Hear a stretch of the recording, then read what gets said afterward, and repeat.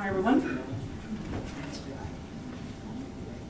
Today's Italian Canadians are the children, grandchildren, and great-grandchildren of the largest wave of Italian immigration to Canada. They are active and even influential members of Canadian society. They remain attached and even loyal to their Italian heritage, but also want to celebrate their Canadian identity and, of course, feed their social media habits. Italian Canadian media outlets have had to adapt to reach this new generation. Most, if not all, of the Italian language newspapers, radio stations, and television programs that my parents and grandparents loyally read, listened to, and watched have not been able to adapt. They are slowly vanishing. Taking their place are new publications and outlets that were specifically created to reach this new audience. I'll be using two publications today as case study. The first that I myself started is the online magazine italocanadese.com. Italo Canadese is an English language publication that covers people, events, issues, and traditions across Canada with an Italian-Canadian touch. Italo Canadese also produces the Italo web series. Thus far, we've produced 13 episodes. The second publication is Panorama Italia magazine. What started as an annual flashy, glossy publication has turned into a bi-monthly magazine with thousands of subscribers and hundreds of thousands of followers on social media. The magazine caters exclusively to the quote-unquote young Italian Canadian. Its success in Canada is unprecedented. Before I discuss these publications, I'd like to offer a very, very brief history of the Italian community in Canada. So according to the latest Canadian census, over 1.5 million Canadians identify themselves as of Italian ethnicity. That is, 1 in every 25 Canadian boasts an Italian heritage. We have Italian communities in every major city in Canada, some big, some small. The two largest Italian communities are found in the cities of Toronto and Montreal. We have just under 500,000 Italians and Italian Canadians living in the Greater Toronto area, and almost 280,000 Italians and Italian Canadians reside in Montreal. And in both cities, Italians have, over the generations, spread out across the metropolitan, so each city has numerous Italian neighborhoods both in the center and in the suburbs. In 1900, almost 11,000 Italians lived in Canada. Most of them were young men working the railways and the mines. They were temporary foreign workers with wives and children still living in Italy. The first big wave of Italian immigration came in the following decade. Approximately 120,000 Italians immigrated to Canada before the start of the First World War. About 80% of those Italians remained those young men working heavy manual labor. After the Second World War, a booming economy and a shortage of labor made Canada receptive to immigration once again. During this period, it's estimated that 500,000 immigrants arrived in Canada. 70% of those immigrants were Italian. This time, it wasn't just young men leaving the homeland for work. Young and old were hoping to make a better life for themselves in Canada, and many of them did. They settled in major cities across Canada and integrated in local customs, all while maintaining their Italian traditions.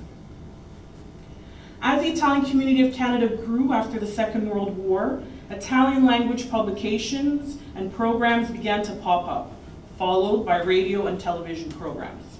In their heyday, so that's 1970s, 80s, 90s, these media outlets had a very large and loyal following. Italians now calling Canada home turned to these trusted news sources to keep abreast of what was happening in both Italy and in their local Italian community. And this is an example of two of our celebrities. Chef Pasquale, who's since passed away, he had a cooking show Sunday mornings that would air. It's about a half-hour show, and he would actually sing opera while he cooked. And CFMB radio, the woman in the picture, Ivana Bombardieri, is still doing radio today at CFMB. She's a huge celebrity in Montreal. But that station is is having trouble. So every year their listenership is going down, their ad revenue is going down. So we're not sure how long that station's going to be around. So fast forward to present day, these traditional media outlets are slowly vanishing. Their loyal audiences are aging, and the new generations have no interest in them. Quite simply, they fail to adapt to the World Wide Web and its implications in regards to media consumption. And more importantly, they refuse to adapt to the language trends of the new generation of Italian Canadians. My generation and younger are more apt to consume media in English rather than in Italian. And in the case of Montreal and Quebec, you throw French into the mix as well. Instead, as Facebook and other social media platforms became more and more popular, young Italian Canadians turned to those platforms to express their Italian heritage. So here are some examples of groups and pages that have popped up on social media in the last decade. And the interesting thing about them is they're not media. They're sometimes individuals or group of friends that decided to start a group on Facebook or on Twitter. And for whatever reason, because of the content they're producing and sharing, they're growing fanship and followings. So Montreal Italians has just funny memes about anything Italian. Siciliano di Montreal is one individual in particular who, again, sort of pokes fun at his upbringing in suburban Montreal. Nonna Marie and Friends, we're going to talk a little bit more about after. She's actually a huge sensation. Some of you may know her, yeah. And an Italian Canadian Life looks at some amazing recipes from past and present.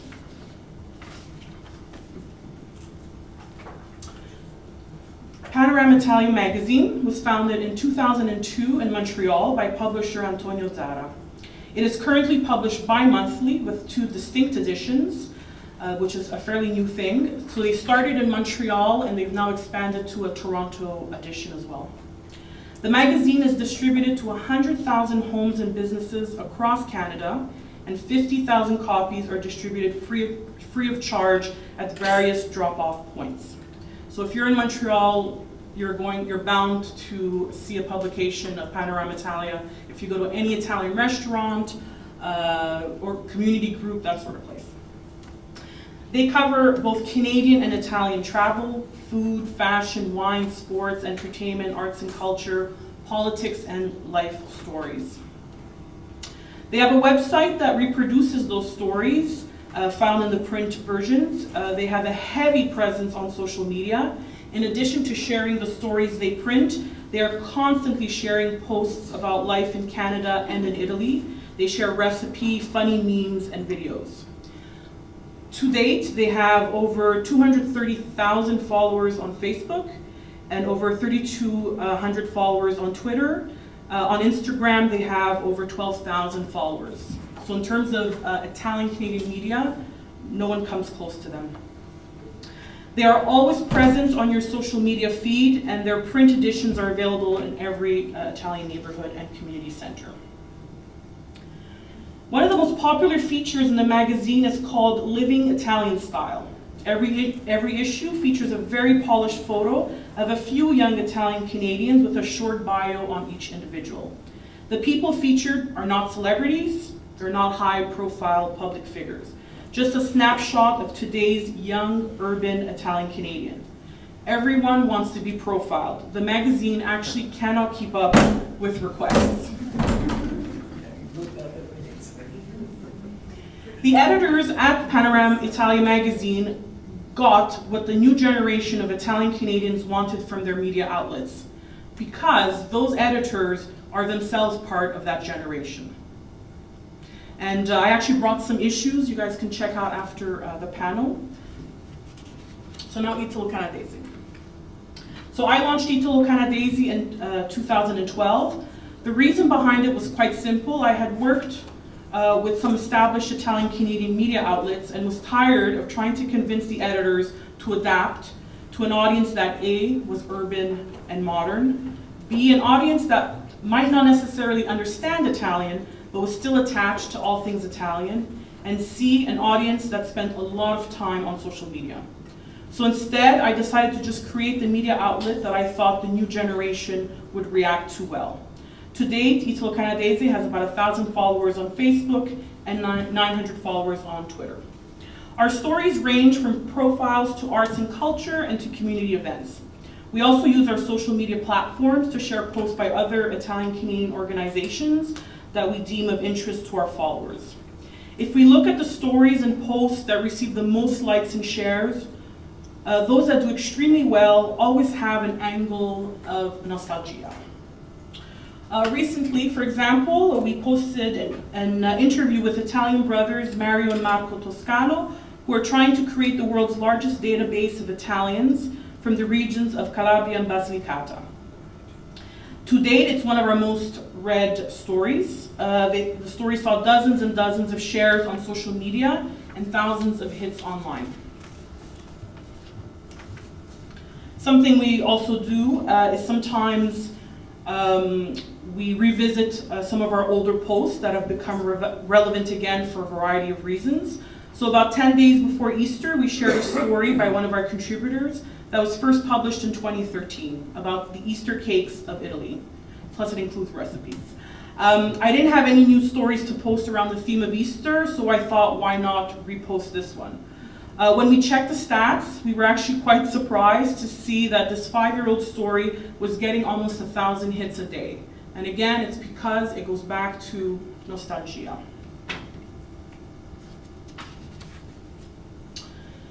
So both Panorama Italian magazine and ItaloCanadese.com gambled on the idea that the new generation of Italian Canadians remain attached and loyal to their Italian heritage, just not in the same way that their parents and grandparents did.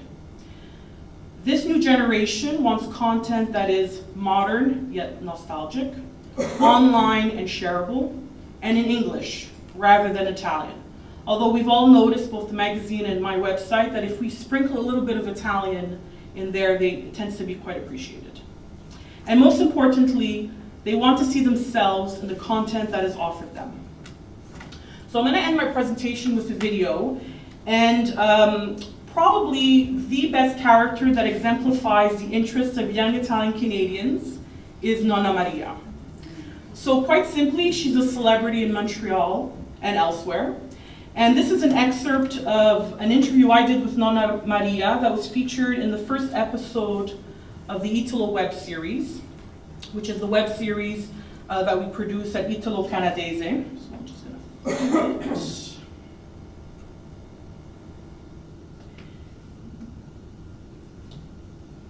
And so you're just going to see an excerpt of the video. The full video is about 7 minutes long, and you can go to the website to check it out. So this is Nonna Maria.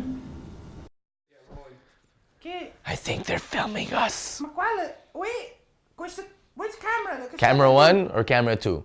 Camera 1, camera 2. Look at this one, this one. You look at camera 1, I'll look at camera 2, okay? For the whole interview. It's like, that one made me scared. Is it because it's wider? Oh, Don't be afraid of big things. moving. How's your chain? Everything okay? Your necklace is fine? Yeah, okay. Yeah, your dress? You take care of me, you take care of you. Vabbè, questa guarda, fammi vedere, fammi vedere, fammi vedere, fammi vedere, fammi vedere. Lasciami stare! Non ti parlo così! David, for people who don't know, tell us about the start of Nonna Maria. Anthony and I and some of the rest of the other crew, sorry, I should say, grew up together, so went to high school together. We used to do videos back in the days, and you know, for us it was always just, you know, a hobby, I can say, to film videos and release them. So we decided to try this out with Nonna Maria. We got puppets and just fooled around, threw one episode out there. Started to pick up. The demand was growing, and we just continued it.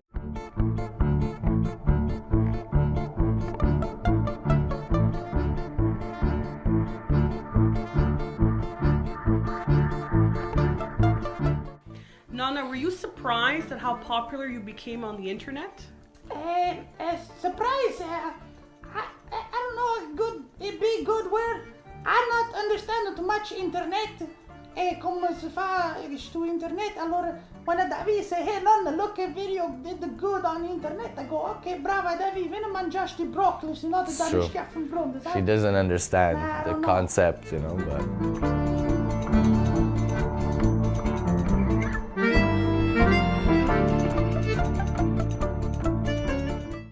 Tu, conditioner non la uso proprio per niente. Chi? Un conditioner, un rivitalizzante. Aria Lo condizionata. passo per far ammorbidire sta cosa qua, sta male. Allora come la fai i capelli? Guarda, Oggi la fanno bella taglia. sto trovando una foto, guarda.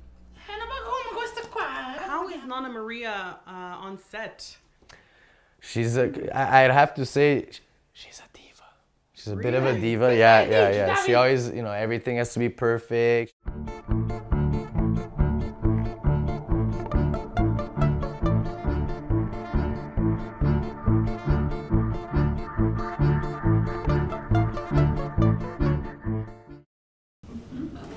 And I should say the Nonna Maria, people are always surprised.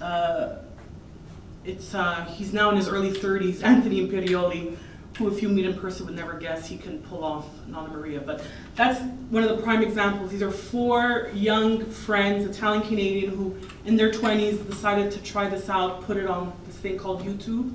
And like I said, they have millions of followers, hits on YouTube. It's quite incredible. And they are a sensation whenever they make appearances in Montreal. They do charity events and things like that. Thank you.